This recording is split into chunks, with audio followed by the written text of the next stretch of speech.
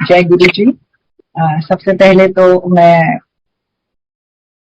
यहाँ से इस प्लेटफॉर्म से जुड़ी सारी संगत को कोटि कोटि प्रणाम। और मुझे जो आज दोबारा से सत्संग करने का मौका दिया है उसके लिए भी बहुत बहुत शुक्रिया। और जो सबसे सुंदर बात होती है जब जब भी हम सत्संग करते हैं, तो जब इस तरह का जो शब्द कीर्तन होता है और हम जब उसको सुन रहे होते हैं, तो एक एक हम ट्रांसफॉर्म हो जाते हैं, ट्रांसपोर्ट हो जाते हैं हम मंदिर में और उस समय में। और बिल्कुल ऐसा दिमाग में बिल्कुल वो लाइव चलना शुरू हो जाता है, क्योंकि हर शब्द के साथ हमारी कुछ कुछ यादें जुड़ी होती हैं कि जब ये चलते थे तब ऐसा होता था, वैसा होता था। तो वो सब चीजें एकदम से दोबारा वापस आ जाती हैं और ऑलमोस्ट एक बहुत ही इंटेंस इमोशन है जो हम रिलिव करते हैं। तो उसके लिए मैं डेफिनेटली आपका शुक्रिया करना चाहूंगी। आज जब विक्रम जी का फोन आया और मुझे थोड़ा सा टाइम लगा क्योंकि मेरे पास नंबर सेव्ड नहीं था, तो मुझे समझ आ गया कि आज गुरु जी की आज्ञा है, आज मेरा सत्संग है। और ये मेरे लिए बहुत सौभाग्य की बात है कि आज मुझे इनवाइट किया गया है इस प्लेटफॉर्म पर। तो विदाउट मतलब ज्यादा डिले करते हुए मैं स्टार्ट करना चाहूंगी कि किस तरह से हमारी मुलाकात गुरु जी से हुई। तो इसका स्टार्टिंग पॉइंट तो है हमारी शादी जो 91 में हुई थी, और काफी साल बीतने के बाद भी हमारी कोई संतान नहीं थी। और मेरे हस्बैंड के आकाश सेठी अंकल हैं, उनके एक बहुत ही करीबी मामा जी, नॉट रियल बट काफी करीबी मामा जी, जो लगातार हमारे घर आते थे, उन्होंने एक दो बार ऐसे मेंशन किया कि हमारे एक गुरु जी हैं, चलो तुम उनके पास चलो। बट संगत जी, मैं आपको बताऊं कि एक वक्त होता है और शायद हर किसी के हिस्से में एक तपस्या लिखी हुई है इससे पहले कि वो गुरु जी के दरबार पहुंचे। और गुरु जी का बुलावा आता है जब आपका समय आता है, और उसके बाद तो जो कृपा होती है उसका तो बखान शायद ही मैं इस एक घंटे में कर पाऊं। उस कृपा के तो हम अ, हर पल और आज तक और इस मोमेंट तक मैं शुक्राना करती हूँ गुरु जी का, जिन्होंने हमें इस काबिल समझा कि अपने दरबार में हमें बुलाया। तो लगातार मामा जी के एक या दो बार कहने के बावजूद भी कुछ ऐसा हुआ कि हम नहीं जा सके, और समय बीतता रहा। कुछ हम डॉक्टर्स के भी चक्कर काटते रहे, और ऐसा हुआ कि फिर 98 की ये बात है, अराउंड जून की, मेरे हस्बैंड की तभी एक पोस्टिंग कश्मीर में थी, वो खत्म हुई थी और हम वहां से लौट रहे थे। और लौटे और हम जैसे ही हमने घर में कदम रखा तो हमने देखा कि मामा जी वहां बैठे हुए थे, और मामा जी ने वही बात फिर से दोहराई। और हमने कहा कि ठीक है, अब आप इतनी बार बोल चुके हैं, और वो शायद हमारा बुलावा भी था। और हम, मेरे ख्याल से, मुझे एग्जैक्टली याद नहीं है उसी शाम को हम या हम अगले दिन मामा जी के साथ प्रोग्राम बना के एम्पायर स्टेट के लिए रवाना हो गए। जब हम वहां पहुंचे तो गुरुजी बिल्कुल कैजुअली ड्रेस्ड और अपने कारपेट पर वो बैठे थे, जमीन पर। और मामा जी की तरफ देख के उन्होंने इशारा किया कि भाई कौन है। तो मामा जी ने मुझे कहा कि आप जाओ, गुरु जी को बताओ कि आपकी क्या प्रॉब्लम है। तो मैं गई और मैंने गुरु जी के कान में थोड़ा धीरे से कहा कि गुरु जी, शादी को इतने साल हो गए हैं और कोई औलाद नहीं है। तो गुरुजी ने बड़े आराम से मुझे एक बात बोली, हाजिरी लानी पड़ेगी। जो मुझे टू बी वेरी ऑनेस्ट उस समय समझ नहीं आई कि हाजिरी कहाँ लगानी है मुझे और क्या करना है मुझे। लेकिन मुझे, और ये भी बड़ा हमें एडवांटेज होता था कि जो पुरानी संगत होती थी उनसे हमें बहुत चीजें समझने का मौका मिलता था। तो उन्होंने कहा कि कुछ नहीं है, आपको गुरु जी के दरबार में आते रहना है। तो ये सिलसिला फिर शुरू हुआ। मामा जी के ऊपर बड़ी कृपा थी गुरु महाराज की। उन्होंने, उनका बाईपास होना था। मैं बहुत ब्रीफ में उनका सत्संग बताऊंगी कि उनका बाईपास एक बार डॉक्टर्स ने शेड्यूल किया और वो गुरुजी के पास एक शाम पहले गुरुजी के पास बैठे थे और उन्होंने गुरुजी को बताया कि इस तरह से मेरा कल बाईपास है, तो मैं आपका आशीर्वाद लेने आया हूँ। तो गुरुजी ने उनको कुछ जल प्रसाद दिया और कुछ उनको दिया जो, जिसके बारे में मुझे बहुत ज्यादा नहीं पता क्योंकि मैं वहां नहीं थी। लेकिन ऐसा उन्होंने, गुरुजी ने कुछ जल प्रसाद उनको दिया जिसको पीकर जब वो अगले दिन, और गुरुजी ने उनको ये भी कहा कि जा तू ऐश कर। और अगले दिन जब वो हॉस्पिटल गए तो सरप्राइजिंगली डॉक्टर्स ने जब उनका एग्जामिनेशन किया, उन्होंने कहा आपको किसने वो कहा है कि आप आपका ऑपरेशन होना चाहिए। तो उन्होंने दिखाई अपनी पुरानी रिपोर्ट्स। तो डॉक्टर्स वर ज़ैप्ड। उन्होंने कहा कि हमें नहीं पता कि अब क्या हुआ है, लेकिन ये वाली स्थिति तो अब बिल्कुल भी नहीं है आपके, और आप जाइए घर, आपका कुछ कोई ऑपरेशन नहीं होगा। तो विद दैट वो बैकग्राउंड में ऑलरेडी हमें ये बात कुछ कुछ पता थी कि गुरु कृपा मामा जी पर हुई है। और जब मामा जी ने कहा तो हम भी एक, जिसे कहते हैं कि जैसे तमाम हम चीजें करने के बाद हम थोड़े हताश हो चुके थे, तो हमें लगा कि जब मामा जी ने कहा तो हम, तब हमारा मन मान गया और हम चले गए।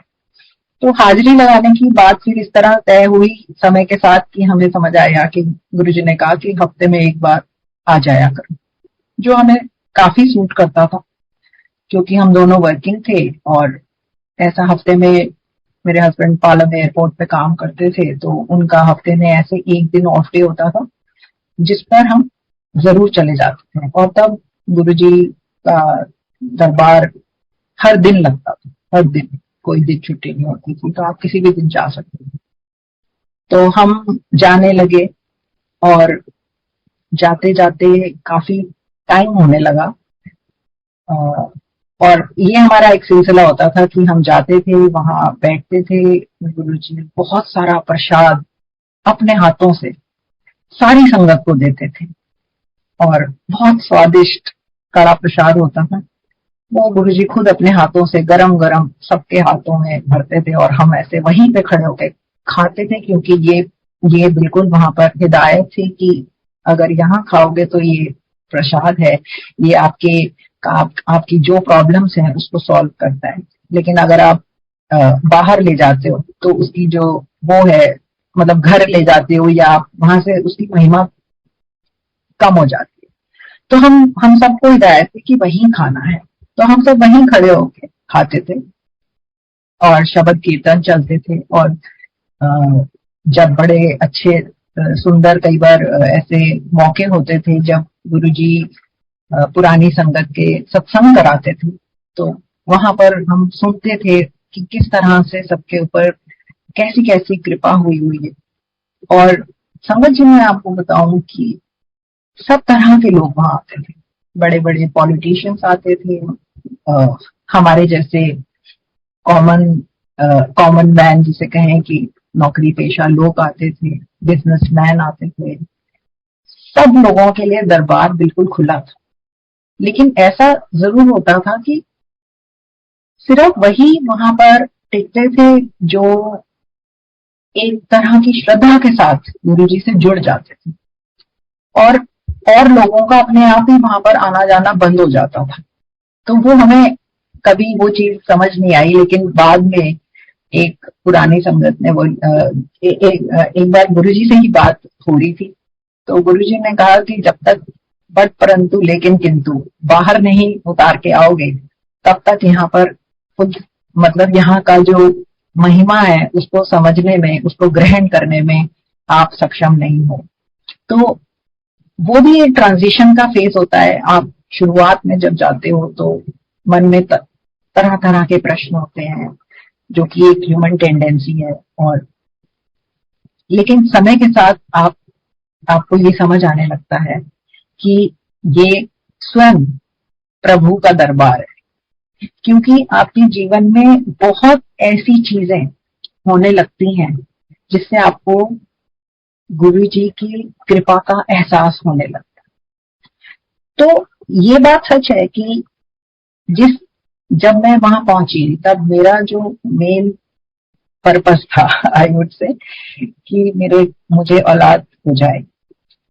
और जब वो समय थोड़ा सा बीतने लगा, 98 से 99 होने लगा, तो कई बार होता था जैसे इम्पेशंस हो जाती है कि अरे होगा कि नहीं होगा। पर ये भी सच है कि मेरे जैसे वहां कई सारे कपल्स थे जो इसी कृपा का इंतजार कर रहे थे और सभी आते थे वहां पर।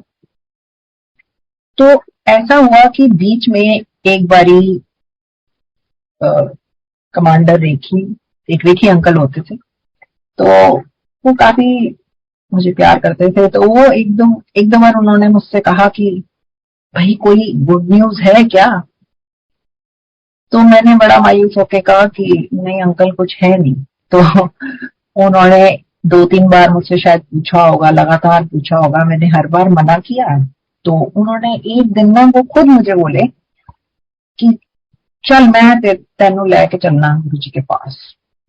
और रेखी अंकल का ये था कि वो बहुत क्लोज थे गुरु जी से। और ऐसा नहीं है संगत जी की हम क्लोज नहीं थे, लेकिन गुरु जी से बात करने के लिए बहुत हिम्मत चाहिए होती थी। गुरु जी का जो तेज, जो प्रताप, और कभी कभी उनका दपट देना, वो सब चीजें हम जैसे थोड़े हम यंग कपल्स थे तो हमें डर लगता था। तो रेखी अंकल ने मुझे कहा कि चल आज मैं तेरे को लेके चलता हूँ गुरु जी के पास। मैं भी बड़ी खुश थी, आज तो मेरी मतलब काम लगता होके ही रहेगा। और मैं उनके पीछे पीछे चली गई। जब गुरुजी के पास हम पहुंचे तो गुरुजी ने रेखी अंकल की तरफ तो देखा नहीं, मेरी तरफ देखा, और उन्होंने ऐसे पूछा कि हाँ मतलब कि क्या बात है, क्यों खड़े हो यहाँ पे आके? तो मैंने रेखी अंकल की तरफ देखा। रेखी अंकल ने बोला गुरुजी एदा कल्याण क्यों नहीं किता तुसी हले तक? गुरुजी ने रेखी अंकल को कोई जवाब नहीं दिया। गुरुजी ने मेरी तरफ देखा और कहा बड़ी दौड़ जाए तो बड़ी आई है अप्रोच लाइन। और संगत जी आप मानिए मेरी तो हालत खराब, मैं तो वहां से भागी एकदम बाहर। और एम्पायर स्टेट की ही बात है, मैं जाके बाहर खड़ी हो गई और मेरा जो दिल है वो बिल्कुल धक धक धक की ये क्या हो गया।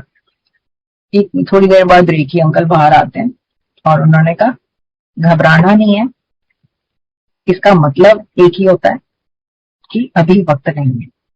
और संगत जी ये बात सच है, हम शायद सोच ही नहीं सकते कि कौन सा वक्त किस चीज के लिए सही होता है। वो गुरु जी जानी जान, उनको सब पता होता है कि किसके लिए कब क्या चीज सही वक्त में गिनी जाएगी। तो वो जो सरेंडर है, जब तक वो आप उस चीज को अपने इंटरनलाइज नहीं करते, आपको ये बात समझ में नहीं आती कि जब गुरु आपके साथ आ गया तो उसके बाद आपको चिंता नहीं करनी। उसके बाद वो देख रहे हैं कि आपको कब क्या और कैसे उन्होंने संभालना है। तो जैसे कि अभी हम सुन भी रहे थे शब्द कीर्तन जिसमें सतगुरु होए दयालता दुख न जानिए, हर रंग मानिए श्रद्धा पूरी है। तो ये जो शब्द है इनका ये नहीं है कि ये सिर्फ कोई कीर्तन है, इन सब के पीछे जो अंडरस्टैंडिंग है उस इमोशन के साथ जब आप जुड़ते हैं तो आपको समझ आता है कि गुरु जी की कृपा कितनी अपार थी, और जब आप जुड़ जाते हैं तो वो किस तरह से आप पर बरसती है। तो मैं वापस अपने सत्संग पे आती हूँ कि जब मुझे डांट पड़ गई तो मैं बाहर आ गई, और रेखी अंकल ने मुझे कहा कि बेटा अभी वक्त नहीं है, तो तू मतलब उन्होंने मुझे काफी मोटिवेट किया कि कभी मन में कोई वो मत लाना, मन छोटा मत करना, तुमको गुरुजी ने कह रखा है हाजिरी लगानी है, और हाजिरी जो है तुम्हारी लग रही है जितनी बार तुम आ रहे हो। अच्छा, जो एक बहुत इंटरेस्टिंग बात होती थी कि जब भी मैं गुरुजी के सामने हम मत्था टेकते थे तो गुरुजी मुझे कहते थे वो तेरा की ना है, और मैं सोचती थी कि गुरुजी यहाँ सबको तो नामों से बुलाते हैं, और ऐसा कैसे हो रहा है कि मुझे 1.5-2 साल हो गए और हर हफ्ते ही हम आ रहे हैं, मैं हर बार बताती हूँ कि मेरा नाम पूनम है। तो मुझे कई बार बड़ा ऐसा मन में आता था कि गुरुजी को मेरा नाम नहीं याद होता, और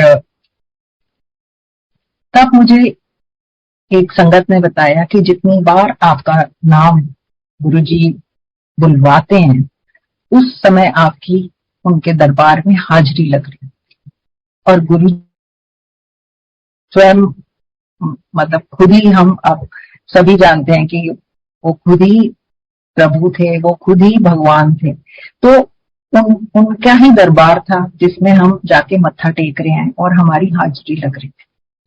तो ये सिलसिला चलता रहा, और एक दिन ऐसा हुआ कि मेरे हस्बैंड का एमबीए में सिलेक्शन हो गया। उनके कंपनी की तरफ से स्पॉन्सर्ड एक प्रोग्राम था, जो कि एक कंपटीशन के थ्रू होता था, लेकिन उनका सिलेक्शन हुआ एमबीए के लिए, और वो कोर्स 1 ईयर कोर्स था जो कि रेजिडेंशियल था, और हमारा ट्रीटमेंट तब भी चल रहा था क्योंकि गुरुजी ने हमें नहीं कहा था कि आप अपना ट्रीटमेंट बंद करिए। तो सबसे पहले जब मेरा ख्याल आया, बजाय इसके कि मैं खुश होती कि भाई मेरे हस्बैंड का सिलेक्शन हुआ है, मैं परेशान हूं। और ये दोबारा ये जून 2000 की बात है। तो मैंने अपने हस्बैंड को बोला कि नहीं, आप नहीं जाओगे, और क्योंकि हमारा तो इलाज चल रहा है। तो मेरे हस्बैंड ने कहा कि ऐसा है गुरुजी से पूछेंगे।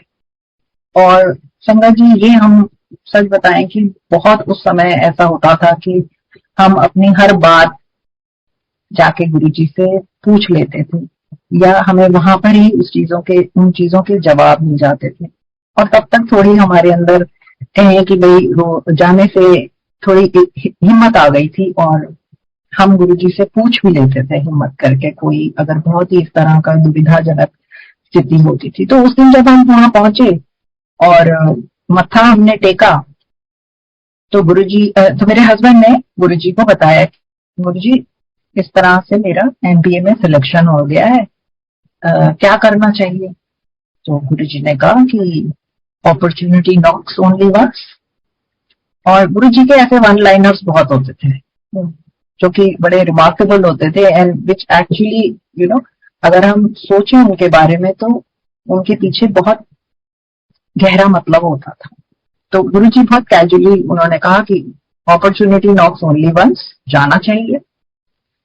गुरुजी ने इनको तो ये कहा, लेकिन इनके पीछे जो मैं खड़ी हुई थी तो मेरे तो चेहरे का रंग बिल्कुल उतर गया। मैंने मन में सारे अपने जो कहिए कि सारे मैंने अपने जजमेंट्स पास कर लिए कि इसका मतलब है गुरुजी ने इनको तो जाने को कह दिया, साल भर की बात थी, तो इसका मतलब साल भर भी अब गुरुजी ब्लेस नहीं करने वाले हैं मुझे, तो ये तो चले जाएंगे तो ट्रीटमेंट तो सारा रुक जाएगा। और वैसे भी मतलब एवरीवन अंडरस्टैंड्स कि as a couple you need to be together to have a child. तो मैंने कहा ये तो इसका मतलब है कि 1 साल अभी गुरुजी और नहीं ब्लेस करने वाले। और मेरे चेहरे का हाव भाव, फिर गुरुजी ने मेरी तरफ देखा, और मैंने जैसे ही मत्था टेका, कुछ मैंने अभी कहा भी नहीं था कि गुरुजी ने मुझे कहा जहाँ तेरा कल्याण कितना। मुझे नहीं समझ में आया। मैंने सोचा ये मेरा कौन सा कल्याण है कि हस्बैंड तो अब ये तो चले जाएंगे 1 साल का कोर्स करने के लिए, पता नहीं इसमें मेरा क्या कल्याण है। खैर एनीवेज, अपनी अपने आप से ही बातें करती हुई हम लोग वहां से हट गए और अपना लंगर प्रसाद करके अपने घर चले गए। और जो गुरुजी के जो शब्द थे वो मुझे अगले 15 दिन में समझ में आ गए। जब जब व्हेन आई टेस्टेड पॉजिटिव और मैंने रियलाइज किया कि आई हैव कंसीव्ड। तो बहुत ही माइनर आई वुड से हमारा ट्रीटमेंट चल रहा था, मैं वो डिनाई नहीं करूंगी, लेकिन ऐसा कोई मेजर ट्रीटमेंट नहीं था। एक बेसिक IUI की टेक्निक होती थी जो कि पहले सब टाइम फेल हो चुकी थी, और डॉक्टर्स ने हमें यही सजेस्ट किया था कि as and when you try next it should be IVF। तो गुरु जी की कृपा से संगत जी हमारे जीवन में वो एक बहुत बड़ा मोड़ आया और मैंने कंसीव किया बिना IVF के। IUI एक बेसिक प्रोसीजर है, उसके उसके उसके थ्रू मैंने कंसीव किया अब मेरा बड़ा बेटा। और जब ये सब हमें कंफर्म हो गया कि हाँ पॉजिटिव है रिजल्ट, तो हमने सोचा कि अब तो हमें जाके गुरुजी को बताना चाहिए कि ये हमारा कल्याण हो गया है जो गुरुजी ने कहा है। और जैसे ही हम एम्पायर स्टेट में मुड़ के गुरुजी के सामने मत्था टेकने के लिए पहुंचे, और ऑब्वियसली मेरे चेहरे पे एक अलग ही खुशी थी। तो जैसे ही मैं गुरुजी के पास पहुंची और मैंने सोचा कि मैं अब गुरुजी से शेयर करूंगी, गुरुजी ने बोला हल्ले किसी ने नहीं दसना। मुझे समझ ही नहीं आया कि गुरुजी को किसने बता दिया, क्योंकि मैंने किसी को नहीं बताया था except me and my husband. हमने किसी को शेयर ही नहीं किया था। हमने ऑफकोर्स इनकी मदर को पता था, but then there was no commonality कि जो संगत में जो लोग आते हैं और मेरी मदर इन लॉ या मेरी मदर, वो लोग का कोई कनेक्शन नहीं था। तो हमें समझ नहीं आया। तो एक सबसे जो पहली चीज स्ट्राइक करी कि गुरुजी ने तो आपके साथ वो वहां पर भी है, और वो जब आप घर भी चले गए हो तब भी आपके ऊपर पूरी उनकी कृपा बनी हुई है, और उन्हें सब पता है, सब पता है। तो सबसे पहले तो वो जो चीज थी हमें समझ में आई कि now Guruji is he has blessed us and now he will take care। और बहुत सारे ऐसे फेजेस थे प्रेगनेंसी में जो डिफिकल्ट थे, लेकिन गुरुजी की कृपा से मेरा बड़ा बेटा जब हुआ, नॉर्मल डिलीवरी थी और कोई इश्यूज नहीं हुए except that he was little on the weaker side. तो मेरा बड़ा बेटा गुरुजी की कृपा से हुआ जनवरी 31, 2001। जब हम अपने बेटे को लेके जब अराउंड 40 डेज का हो गया होगा शायद, तो हमने सोचा अब इसको मत्था टिका लाते हैं, क्योंकि काफी सर्दियां थी जब वो पैदा हुआ था। तो हम जब उसको लेकर वहां गए तो मैंने जैसे ही गुरुजी के पास उसको बिठाया तो गुरुजी ने उसको ब्लेस किया, और गुरुजी ने मुझे तुरंत ही बोला कि एक मुंडा होर ले ले। अब मुझे नहीं समझ में आया, मैं तो हैरान, मैं परेशान, मैंने कहा ये गुरुजी ने ये क्या कह दिया, एक मुंडा होर ले ले। और मैं बड़ा अपनी तरफ से सोचूं कि नहीं अब इसको छोड़ के मैं बच्चे को दोबारा से अपना ट्रीटमेंट वगैरह करूं, नहीं मुझे नहीं चाहिए। मतलब मन में मैंने सोचा, मैंने ना हाँ का ना का, मैंने मन में सोच लिया कि नहीं मुझे नहीं चाहिए। गुरुजी की कृपा से एक बच्चा हो गया है, बहुत बढ़िया है, इसी का ध्यान करूंगी, इसी को पालेंगे हम। और मन में यह भी आया कि इतने सारे कपल्स हैं, चलो अच्छा रहेगा गुरुजी सभी को ब्लेस कर दें, मैं क्या लालच में हाँ हाँ बोलती जाऊं। और ये बात हुई और हम वहां से चले गए इसको बड़े बेटे को ब्लेस करवा के। लेकिन जितनी बार उसके बाद मैं जाऊं वहां पर, गुरुजी एक ही बात बोले, एक मुंडा होर ले ले, एक मुंडा होर ले ले। अब मुझे मुझे तो समझ ही ना आया कि गुरुजी क्यों बोले जा रहे हैं। फिर ना कहीं एक मुंडा और ले ले, एक मुंडा और ले ले। तो ये ऐसा हुआ कि साल भर बाद ही ऐसी कोई मेरे हस्बैंड की पोस्टिंग आ गई कैलकाटा। कैलकाटा में भी कोई एक राजबंद करके एक जगह है जो कि थोड़ी सी अ, अच्छी पोस्टिंग नहीं काउंट होती है। वहां पे काफी कई बारी कई ऑफिसर्स के साथ कोई बहुत बदसलूकी वगैरह भी हुई है। एनीवे, तो हम लोग बहुत कीन नहीं थे कि वो वहां जाएं, और हमने अपनी तरफ से पूरा प्रयास किया कि ये पोस्टिंग किसी तरीके से कैंसिल हो जाए। सब कुछ कर लिया, पता लगा कि नहीं हो रही कैंसिल, अब तो जाना ही पड़ेगा। तो मेरे हस्बैंड है, हमने सोचा कि चलो हम जाके गुरुजी से ब्लेसिंग्स ले आते हैं और फिर आप जाइए। मैंने हस्बैंड को कहा कि आप जाइए, और मैं तो दिल्ली यूनिवर्सिटी में पढ़ाती हूँ, तो मेरे लिए तो पॉसिबल नहीं था कि मैं उनके साथ जा पाती तो उस टाइम पर। तो मैंने कहा अब आपको ही जाना पड़ेगा फिलहाल। तो मेरे हस्बैंड ने कहा कि ठीक है, गुरुजी के पास चलते हैं और उनसे ब्लेसिंग लेके मैं जाता हूँ अपने इस ट्रांसफर पर। तो जब हम गुरुजी के पास पहुंचे और गुरुजी को इन्होंने बताया कि गुरुजी इस तरह से मेरी वहां वेस्ट बंगाल में पोस्टिंग हो गई है, तो गुरुजी ने कहा हाँ जाओ मच्छी खाओ, ऐसे करके कुछ उन्होंने मजाक किया। तो मेरे हस्बैंड तो हैरान, तो उन्होंने कहा कि गुरुजी मैं तो खाता नहीं हूँ, मैं तो वेजिटेरियन। कहते अच्छा। तो इससे पहले कि वो कुछ और वार्तालाप होता, मैंने ही बड़ा आगे बढ़ के बोल दिया, गुरुजी आप तो कहते रहते हो एक मुंडा और ले ले और ले ले, और अब आप कह रहे हो कि चले जा तू पोस्टिंग पर। तो गुरुजी ने मेरी तरफ देखा, फिर वो थोड़ा हंसे और उन्होंने मुझे बोला कि चल जा, तेरा कल्याण कितना। अब उन्होंने ऐसे बोल दिया, पर मैंने सोचा मेरा कोई ट्रीटमेंट वगैरह तो चल नहीं रहा है, तो मैंने इतना उस बात पे इतना ध्यान नहीं दिया।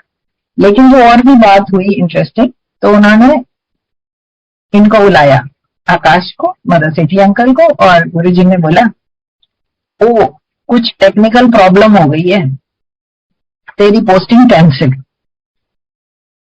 तो ये सब बातें हमने सुन ली। और संगत जी, बहुत ऐसा होता था कि बहुत चीजें इतनी फास्ट आपकी तरफ आती थी ना कि आपको उनकी बात समझने में कई बार थोड़ा समय भी लग जाता था। और ये बात हमको अगले दिन ही समझ में आई। हुआ यूं कि सुबह जब हम सो के उठे, काफी सुबह सुबह मेरे हस्बैंड को फोन आता है उनके हेडक्वार्टर से कि आपकी जो पोस्टिंग है फिलहाल वो स्टॉल कर दी गई है, मतलब कि रोक दी गई है, तो आपको अब नहीं जाना है वहां पर। और हम इतने हैरान कि जिस पोस्टिंग के लिए हमने सारे हथकंडे अपना लिए थे, वो तो हमसे तो वो रुकी नहीं थी। एक बस गुरुजी ने कहा कि पोस्टिंग कैंसिल, तो वो पोस्टिंग कैंसिल हो गई। कहाँ गई, क्या हुआ, उसका आज तक नहीं किसी को पता लगा। मतलब मेरे हस्बैंड को तो कभी जाना ही नहीं पड़ा, ना वो कभी डिस्कशन में आई। तो ये एक बड़ी इंटरेस्टिंग डेवलपमेंट था। और क्योंकि मैंने तो खुद ही तब बोल दिया था कि गुरुजी आप पोस्टिंग पे भेज रहे हो, तो वो बात भी अब गुरुजी ने तो उस बात को भी इम्पोर्टेंस देनी थी। तो मुझे तब पता लगा कि I conceive again, and this time without any medical intervention, without, I would say कि पता मेरे तो दिमाग में भी नहीं था, एंड आई कंसीव। तो उस तरह से मेरा दूसरा बेटा मैंने कंसीव किया, और वो 2002 दिसंबर में वो पैदा हुआ नॉर्मल डिलीवरी। तो ये तो जो बोलती हूँ कि बताऊं कि कोई भी कपल अगर संगत में उसके पास संतान नहीं है, अगर मैं उनकी दुख दर्द को बहुत अच्छे से समझ सकती हूँ कि किस तरह से over a period of time आप सब चीजों से कटने लग जाते हैं, क्योंकि हर जगह वही वार्तालाप होता है, हर जगह वही बात होती है, रिलेटिव्स भी वही बात करेंगे। तो बहुत परेशानी का वो वक्त होता है। लेकिन वो गुरुजी ने किस तरह से हमारे वो दिन बदले और इतने आराम से वो बदले कि if I just look back तो मुझे विश्वास ही नहीं होता कि गुरुजी ने ऐसे 2 साल में मुझे 2 बच्चे दिए, हेल्दी बच्चे दिए, नॉर्मल डिलीवरीज हुई मेरी, और और वो कृपा चलती ही जा रही है। तो उसके लिए तो मैं सोचती हूँ कि शायद मैं अगले 7 जन्म तक भी गुरुजी का शुक्राना करूं तो वो कम है। अब ये एक एस्पेक्ट था। और कई बार गुरुजी ऐसा होता था कि जब मैं जाती थी वहां पे, तो ऐसे गुरुजी को पता था कि मैं कॉलेज में पढ़ाती हूँ। तो एक दिन मेरे को कहते हैं कि पढ़ाती है तू? मैंने कहा गुरुजी इकोनॉमिक्स। वैसे मैं कॉमर्स पढ़ाती हूँ, लेकिन कॉमर्स में इकोनॉमिक्स का पेपर पढ़ाती थी उन दिनों। तो मुझे कहते हैं अच्छा, व्हाट इज मनी सप्लाई? अब मैं अपने दिमाग के सारे घोड़े दौड़ा रही हूँ और अपनी तरफ से, इससे पहले कि मैं कोई जवाब देती, गुरुजी कहते जा फेल है। एंड मतलब मैं काफी एम्बेरेस्ड, मैं सोचूं कि अरे ये तो मैं जवाब ही नहीं दे पाई, ये तो बहुत क्या हो गया ये। और वहां से मैं वापस आके दोबारा से अपनी किताबें खोल के कि मुझे क्या बोलना चाहिए था उस मोमेंट में, like a stupid person. To be very honest Sangat ji, गुरु जी के सामने सारी नॉलेज फेल है और सारी बनावट बेकार है। वो आपको थ्रू एंड थ्रू जानते हैं। तो एनीवेज वो एक, मैं इसलिए बता रही हूँ कि there were these light hearted moments also, जब मतलब गुरुजी कई बार बहुत मजाकिया मूड में भी होते थे, तो इस तरह की बातें होती थी। तो एक बार ऐसा हुआ कि मेरे हस्बैंड की पोस्टिंग हो गई बॉम्बे, 2004 की बात है। तो गुरुजी ने मतलब ये चले गए और 1 साल ये वहां पर थे बॉम्बे में, नहीं 2003 में ये चले गए। तो आप सोचिए कि अभी 2001 में मेरा पहला बेटा और 2002 के एंड में मेरा दूसरा बेटा और 2003 में आकाश की पोस्टिंग हो गई बॉम्बे। तो मेरे पास ये दोनों छोटे बच्चे और किसी तरह से मेरा जॉब भी था, तो मैं अपना मैनेज कर रही थी, विच वॉज वेरी डिफिकल्ट। तो ऐसा हुआ कि एक विजिट में जब आकाश आए और हम गुरु जी के पास मिलने के लिए गए, तो गुरु जी ने इनको कहा कि एनानू भी नाल ले जा। तो अब एनानू नाल ले जा गुरु जी ने तो कह दिया, लेकिन हमें ये नहीं समझ में आया कि क्योंकि मेरी तो जॉब दिल्ली यूनिवर्सिटी में, मैं किस तरह से इनके साथ जा सकती हूँ। तो इनके साथ जाने का एक तरीका था जो मुझे उस टाइम पे समझ में आया, और वो था कि मैं पीएचडी के लिए एनरोल हूँ, क्योंकि पीएचडी के हमारे जॉब में ही एडवांटेज है कि पीएचडी लीव मिलती है आपको, जो कि फुली पेड लीव होती है, और आपको पीएचडी अपनी करने का मौका मिलता है। वो 3 इयर्स की लीव है, fully paid, extendable up to 5 years, और देन 3 साल के बाद आप विदाउट पे हो जाते। लेकिन पॉइंट इज की that there is a provision, तो ये प्रोविजन है, लेकिन अपने आप में बहुत टेढ़ा जो काम है वो है कि दिल्ली यूनिवर्सिटी में पीएचडी के लिए एनरोल हो पाना। मैं काफी टाइम से पहले ट्राई कर रही थी, लेकिन लगातार मतलब नाकामयाबी ही हाथ लग रही थी, क्योंकि कह सकते हैं कि कोई गॉडफादर नहीं था उस टाइम में मेरे, तो नहीं हो पा रही थी मेरी एनरोलमेंट। लेकिन देखिए, जब वक्त आता है और जब गुरु की कृपा होती है आपके ऊपर, तो गुरु जी ने ऐसा समा बना मेरे साथ कि मैं गई, और जो मेरे अल्टीमेटली जो मेरे सुपरवाइजर बने, वो तब नए नए प्रोफेसर बने थे डिपार्टमेंट में, तो उनके अंडर सीट्स अवेलेबल थी। और मैं गई, कुछ बहुत मैं पुराना टाइम से जिस एरिया पे काम कर रही थी, मैं वो वाला सिनॉप्सिस लेकर उनके पास गई थी, और उन्होंने मुझे कहा, देखते ही कि उन्होंने कहा नहीं ये तो मेरा एरिया नहीं है, मैं इस पर गाइड नहीं कर पाऊंगा। और मैं वहां से उठ के चल पड़ी सोच के कि मैं तो इतने सालों से इसी पे काम कर रही हूँ, तो मैं तो कोई अब नया एरिया नहीं वो कर पाऊंगी, मेरे 2 बच्चे भी हैं और मैं कैसे करूंगी ये तो। और ये सोचते हुए मैं वहां से उठी, और तब मेरे सुपरवाइजर ने मुझे कहा कि प्रोफेसर साहब ने मुझे कहा कि तुम ऐसा करो ना, तुम ये एरियाज एक्सप्लोर करो, ये एरियाज जो हैं ये अपकमिंग है, आप इनमें देखिए। मैंने उनकी बात का मान रखते हुए, और जो मुझे अब समझ में आता है कि गुरुजी किन जरियों के थ्रू आपका काम करवाते हैं, जहां वो खुद नहीं होते हैं, मतलब खुद वो होते हैं, लेकिन जहां जिस व्यक्ति के थ्रू आपका काम उन्होंने कराना होता है वो आपकी जिंदगी में आ जाता है।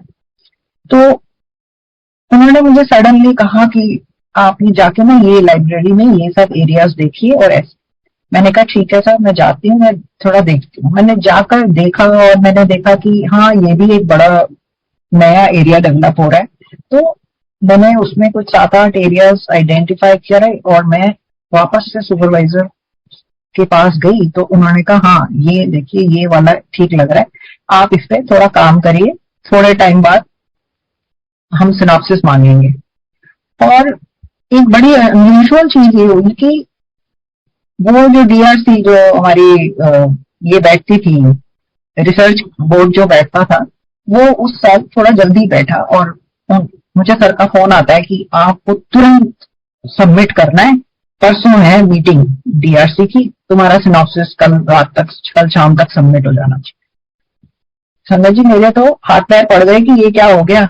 लेकिन पता नहीं मैंने कौन सी स्पीड से मैंने अपना सिनॉप्सिस, जो जितना काम किया था मैंने उसको सबको कोलेक्ट किया और मैंने अपना सिनॉप्सिस सबमिट कर दिया। मेरा अगले दिन इंटरव्यू हो गया और मेरा रजिस्ट्रेशन हो गया, जो कि मतलब 1 महीने से भी कम समय में मैंने नया टॉपिक उठा के मेरा रजिस्ट्रेशन हो गया। जो कि कोई भी अगर दिल्ली यूनिवर्सिटी के सिस्टम से वाकिफ है तो वो जानेगा कि इतना आसान नहीं है यहाँ पर। लेकिन गुरुजी ने मेरे हस्बैंड को कहा था कि इनको लेके जा, तो उन्होंने ऐसी स्थिति बनानी थी, तो वो सब चीजें अपने आप हो गई, मुझे पता भी नहीं लगा और मेरा रजिस्ट्रेशन हो गया। मैंने अप्लाई किया कॉलेज में, वहां पर भी मेरी किस्मत ने मेरा बहुत साथ दिया। मैं सच कहूंगी तो गुरुजी ने मेरा बड़ा वहां पर ऐसा सिस्टम बनाया कि मेरा वहां पर भी हो गया, छुट्टी ग्रांट हो गई और मैं अपने दोनों बच्चों को लेके मैं इनके साथ बॉम्बे चली गई। और वहां पर मैंने अपना मेजर जो पीएचडी का वर्क है मैंने वहां पर किया। और जब हम वहां रहते थे तो एक बारी गुरुजी ने संगत के ही किसी व्यक्ति को हमारे घर भी भेजा और वो फिर काफी आते थे हमारे घर, और उन्होंने बताया कि गुरुजी ने उन्हें कहा है कि पूनम आंटी के घर तुम जाना, बड़ा साफ सुथरा घर रखा हुआ है। मुझे सुन के बहुत अच्छा लगता था। तो मुझे लगता था अरे गुरुजी, इसका मतलब है कि गुरुजी मेरे घर आते रहते हैं और संगत का, किसी भी संगत का आना समझो वो हम सब गुरुजी की एक्सटेंशन ही है। तो बहुत मेरे लिए, मैं अगर सोचूं तो मेरा जो बॉम्बे का स्टे था वो बहुत ही फ्रूटफुल था कि मेरा जितना भी पीएचडी वर्क हुआ वो वहीं पे बेस्ड है, पार्शियली इन दिल्ली ऑल्सो। और मैंने बहुत ही रिमार्केबल टाइम में, 2 छोटे छोटे बच्चे होते हुए भी मैंने बहुत जल्दी अपनी पीएचडी सबमिट करी और गुरुजी ने मेरी थीसिस को ब्लेस भी किया हुआ है, उसपे गुरुजी के सिग्नेचर हैं। और मेरे लिए वो एक किसी भी कोहिनूर से भी ज्यादा वो बड़ा कोहिनूर है मेरे पास की, जिसपे गुरुजी ने ब्लेस किया हुआ है मुझे, अपने हाथों से उन्होंने सिग्नेचर किया हुआ है। तो इस तरह से मेरी पीएचडी हुई। लेकिन पीएचडी करने के दौरान ऐसा हुआ कि एक बार गुरुजी ने मेरे से बोला कि, मुझे कहा कि पीएचडी क्यों होता है पूनम आंटी। मैं अपनी तरफ से डॉक्टरेट और फिलॉसफी बोलने का कुछ कोशिश ही कर रही थी, तो कहते हैं होता है पागल होने डर। तो मुझे बहुत हंसी आई, मैंने कहा पागल होने डर, बट मुझे ये भी समझ में आ गया कि ये बहुत सही बात है, क्योंकि आधे लोग वाकई पगला जाते हैं पीएचडी करने में, क्योंकि वो इतने लंबे समय तक पीएचडी चलती है कि आप बहुत ज्यादा मतलब मेंटली भी ना उसमें एनग्रॉस हो जाते हो, काफी परिवार के ऊपर भी इम्पैक्ट आता है अगर आप समझदारी से ना चलो तो। तो मेरे केस में तो गुरुजी ने मुझे पागल होने से तो बचा ही लिया डेफिनेटली, क्योंकि मेरी पीएचडी इतनी सुपर फास्ट स्पीड पे हुई फॉर वट एवर रीजन। मतलब मैं कोई आज रीजन नहीं पिन पॉइंट कर सकती। द वेरी फैक्ट कि मैं बॉम्बे रह रही थी और वहां पर कॉर्पोरेट वर्ल्ड सबसे ज्यादा है, और मेरा जितना मेरा रिसर्च वर्क था वो कॉर्पोरेट वर्ल्ड से रिलेटेड था। मेरा कॉर्पोरेट गवर्नेंस से मैंने काम किया हुआ। तो या तो वो बेस वहां पे बहुत बड़ा था, उसका एडवांटेज था मुझे। तो मेरा मेरा काम बहुत स्मूथ हुआ और बहुत जल्दी हुआ। एंड 2.5 ईयर, मतलब मैंने 3 साल भी पूरे कंप्लीट नहीं किया, मैंने 2.5 ईयर्स में सबमिट कर दी और मैं पागल होने से बच गई टू बी मतलब गुरुजी के ही शब्दों में अगर कहूँ तो इस तरह से मेरी पीएचडी भी हो गई और बच्चे भी गुरुजी की कृपा से हो गए। तो जीवन तो ऑब्वियसली बड़ी अपने पेस पे चलता रहता है। बच्चे बड़े हो रहे थे और सडनली 2005 की बात है कि बॉम्बे में जो फ्लैश फ्लड्स आए थे, उस दिन की मैं बात बताती हूँ कि मुझे ध्यान नहीं आ रहा 5 है या 6 है, I could be wrong, but जब वो फ्लैश फ्लड्स आए थे 26 जुलाई था। तो मेरे हस्बैंड ऑफिस गए हुए थे और ये वहां से अपना जब चले हैं तो हमारी सोसाइटी में काफी पानी भर चुका था। और मैंने इनको फोन करके बोला कि यहाँ बहुत ज्यादा पानी है और मैं तो सजेस्ट करूंगी कि आप गाड़ी ऑफिस में ही छोड़ दो। तो इन्होंने मुझे बताया कि नहीं, मैं तो ऑफिस से तो मैं निकल चुका हूँ और हम रास्ते में हैं। और रास्ते का भी ये हाल था कि कई गाड़ियां बीच में ही खराब पड़ी हुई थी। तो ये बोले कि मुझे लगता नहीं है कि हमारी गाड़ी के लिए रास्ता बनेगा घर तक आने का। मैंने कहा यहाँ तो आप आइए भी मत, क्योंकि जितनी गाड़ियां वहां खड़ी थी वो सब डूब चुकी थी पानी में। इतना पानी भर चुका था वहां पे और पानी कहीं जा नहीं रहा था और टोटल अंधेरा हो चुका था क्योंकि पूरी मुंबई की लाइट कट चुकी थी। कुछ मतलब बहुत ही गंदा आयु से वो मैंने अपने जीवन का एक बहुत ही डरावनी रात।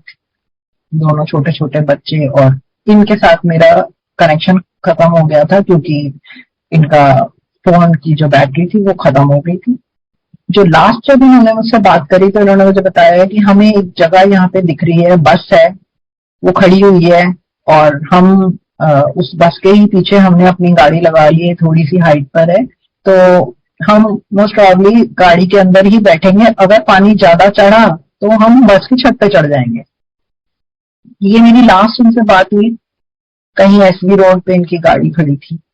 और इसी के साथ मैं बताना चाहूंगी कि उस रात में बॉम्बे में बहुत लोगों की, मतलब वो उनकी लास्ट डे था। बहुत लोग जो गाड़ियों में सोए रह गए वो गाड़ियों में ही सोए रह गए। बहुत लोग नालों में बह गए। बहुत ज्यादा कैजुअलिटी हुई थी उस एक दिन में बॉम्बे में। और सुबह मुझे बिल्कुल पता नहीं लग रहा, मैं पूरी रात बस गुरुजी के फोटो के आगे ही बैठी रही और मुझे नहीं समझ में आ रहा था कि क्या होने वाला है। और नेक्स्ट डे जब मॉर्निंग भी हुई तो मुझे इनके बारे में कुछ भी पता नहीं लग पा रहा था कि ये लोग कहाँ हैं, किस हाल में हैं। और ये करीब, लेकिन मुझे फिर करीब 12-1 बजे के आसपास मुझे इनके किसी और, मतलब एक और रेजिडेंट हमारी कॉलोनी के थे, वो तब तक पानी में तैर के और कैसे वो वहां पहुंच गए। तो उन्होंने बताया कि नहीं, मैंने देखा था उनकी गाड़ी वहां खड़ी हुई है और वो लोग उसमें बैठे हुए हैं, तो आप चिंता ना करो, देर सवेर वो आ जाएंगे घर पर। और ये करीब शाम को 5-6 बजे के आसपास लौटे। तो वो मैंने उस दिन मैंने देखा कि मेरे हस्बैंड के जो ऑफिस में जितनी गाड़ियां खड़ी थी वो सब मतलब पानी में डूब के बिल्कुल जीरो हो गई, वो बिल्कुल जीरो हो गई। और जो गाड़ियां घर पहुंच गई थी वो भी सब जीरो हो गई, क्योंकि वो सब भी पानी में डूब, और जिनकी खड़ी थी उनकी भी डूब गई, जो बाद में भी आए होंगे या कहा जहां उन्होंने भी जगह ढूंढी होगी, सबकी गाड़ियां बेकार हो गई। मतलब गुरुजी ने ऐसा एक स्पॉट बनाया जहां ये लोग पूरी रात बैठे रहे हैं और टू बी मतलब यहाँ पे मैं बहुत मुंबई वालों की तारीफ करूंगी कि उन्होंने ऐसे सब जो स्ट्रैंडेड लोग खड़े थे वहां पे लोकलाइट्स ने आकर वहां पर बहुत सबको चाय बिस्किट और जिस तरह से भी हेल्प दी जा सकती है वो सब उन्होंने वहां पर किया। तो गुरुजी ने इनको बिल्कुल हाथों पे रखा और सेफ इनको घर पहुंचाया। तो वो एक और मेरा सत्संग है जो मैंने आपके साथ अभी शेयर किया। सत्संग तो बहुत है, मुझे पता नहीं है कि कितने मेरे पास टाइम है। तो मेरे से हाँ जी, मेरे से जुड़े मेरे ब्रदर्स का भी मेरा थोड़ा सा सत्संग है जो मैं बताऊंगी कि एक रात को मेरे बड़े ब्रदर गुरुजी के मंदिर से ही वापस लौट रहे थे।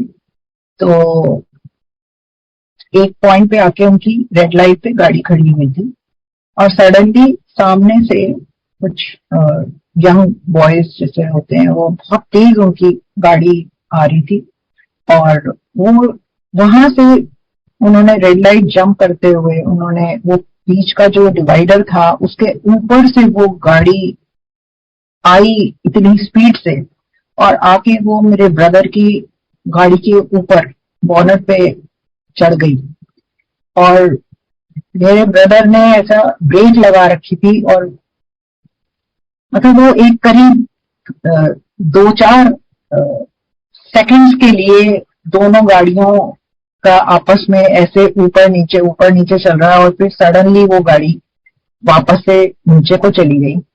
लेकिन जितना डैमेज कार को हुआ था ना, वो अगर 1 इंच और आगे खड़ा होती वो गाड़ी तो वो जो दूसरी तरफ से गाड़ी आई थी ना वो बिल्कुल मेरे ब्रदर वाली साइड को हिट करती और मेरे ब्रदर भाभी उस गाड़ी में बैठे हुए। बट गुरु जी की कृपा थी कि उनको एक खरोंच भी नहीं आई और इतना इम्पैक्ट था कि गाड़ी पूरी उनकी आगे से बिल्कुल वहां रेड लाइट पे खड़े मतलब उनकी गाड़ी का फ्रंट बिल्कुल खत्म हो गया था।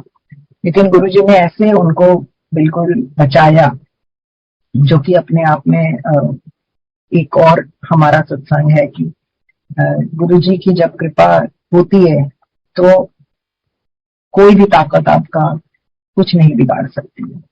और इसी बात को मैं आगे एक सत्संग और है जो मैं बहुत मेरे जीवन का बहुत इम्पोर्टेंट सत्संग है कि 2013 की बात है कि मेरे हस्बैंड एक पार्टी में गए हुए थे और पार्टी में हम लोग सब डांस कर रहे थे और अचानक से ना मेरे हस्बैंड की ऐसे तबीयत खराब हुई और ये जाके ना ऐसे थोड़ा साइड में जाके बैठ गए। तो मैंने डांस करते हुए मैं ऐसे ही पूछा, मैंने क्या हुआ?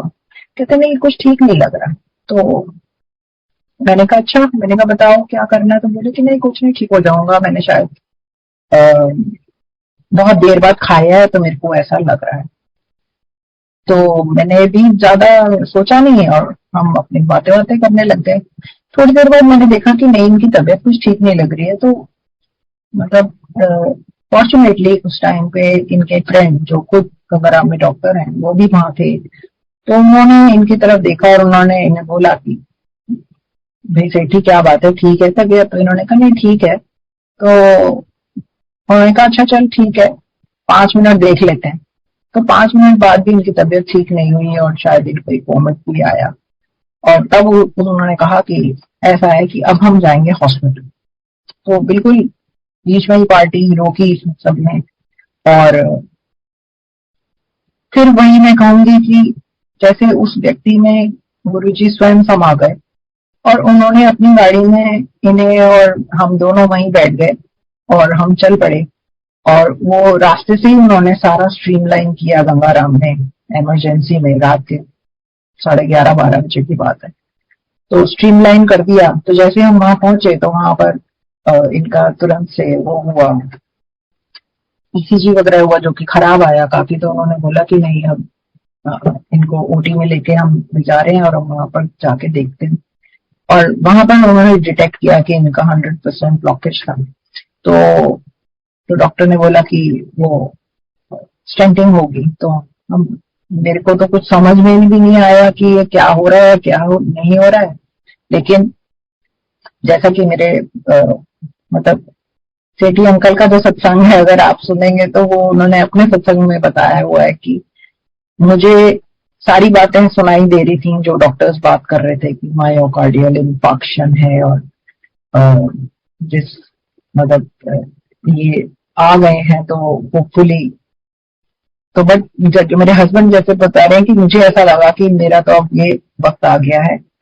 लेकिन तभी उनको ऐसे गुरुजी दिखाई दिए, और गुरुजी ने उनको कहा कि जो तू कर रहा है ना, तू वही करता रहे, अभी तेरे काफी काम है।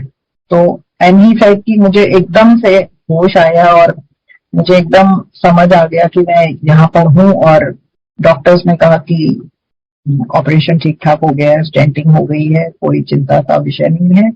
एंड मतलब मैं बहुत ही ब्रीफ में बता रही हूँ, उसमें मुझे बुलाया गया और बताया गया ये सब हो गया है। एंड संगत जी, अगर आप सोच सकते हैं तो आज की डेट में हम देखते हैं कि किस तरह से एक मिनट नहीं लगता कि व्यक्ति चला जाता है आपके हाथ से। और यहाँ पर शायद कोई प्रॉब्लम थी जो बन रही थी सेठी अंकल के शरीर में, क्योंकि ऑब्वियसली कोई ट्रिगर तो कहीं ना कहीं पे होता ही है। और किस तरह से गुरुजी ने वो दिन ऐसा सब चीजें अपनी तरफ से सजा के रखी, मैं कहूंगी कि वो डॉक्टर उस पार्टी में आए थे और उन्होंने सारा कुछ ऑर्गेनाइज कर दिया। और चूंकि अदरवाइज अगर क्या होता कि अगर जैसे तबीयत खराब होती है, हम कहते हैं कि चलो घर चलते हैं, और अगर हम घर जाते तो मुझे नहीं पता, मैं ना तो उस बारे में सोचना भी नहीं चाहती। तो गुरुजी ने अपने तरीके से इनको बचाया, और तब से कम एक ये रियलाइजेशन तो है कि अपने शरीर और अपने तबीयत के प्रति काफी सजग रहते हैं। तो वो सब गुरुजी की कृपा अपने तरीकों से संगत जी आती रहती है, और जिसके लिए हम चाहे कितना भी शुक्राना करें वो कम है। ये जीवन उन्हीं की कृपा से चल रहा है। और ऐसा नहीं है, जैसा कि मैंने आपको बताया, कि ऐसा नहीं है कि परेशानियां कभी आती नहीं या आपके जीवन में कठिनाइयां नहीं आती। वो सब चीजें होती हैं, लेकिन जब सदगुरु का साथ होता है, जब आपके मन में पूरी श्रद्धा होती है, जब आपको पता है कि आपके साथ आपकी उंगली पकड़ के कोई और चल रहा है, तो एक अलग ही तरह का सुकून होता है। और वो सुकून संगत जी हम सब ने गुरु जी के साथ जुड़ के महसूस किया। और इसके लिए कितना भी शुक्राना कोई करे वो पूरा नहीं हो सकता। मगर अपनी तरफ से हम गुरु जी का बहुत बहुत शुक्राना करते हैं कि उन्होंने हमारा हाथ थामा और हमें इस लायक समझा कि अपनी कृपा हम पर बरसाई और बना रखी है, जिसके लिए मेरी तरफ से अनंतम शुक्राना, मेरे परिवार की तरफ से, सेठी अंकल की तरफ से, मेरे बच्चों की तरफ से। और मैं यही प्रे करूंगी कि आप सब पर भी संगत जी गुरु जी की कृपा बनी रहे। आप गुरु जी से जुड़े रहिए, उनकी कृपा पाते रहिए। और जितने भी ऑर्गेनाइजर्स हैं इस प्लेटफॉर्म के, या और भी कई प्लेटफॉर्म्स हैं जो इस तरफ काम कर रहे हैं, वो जोड़ के रखें सारी संगत को, ग्लोबली भी, इंडिया में भी बहुत अच्छा काम कर रहे हैं। अनंतम शुक्राना to Guru ji, to all the संगत एंड टू द ऑर्गेनाइजर्स। जय गुरु जी।